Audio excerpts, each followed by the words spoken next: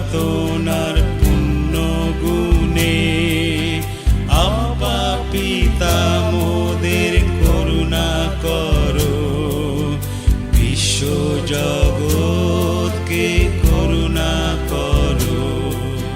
যিশুর যাতনার পুণ্য গুণে আব্বা পিতা মোদের করুণা করো, বিশ্ব জগৎকে করুণা করো।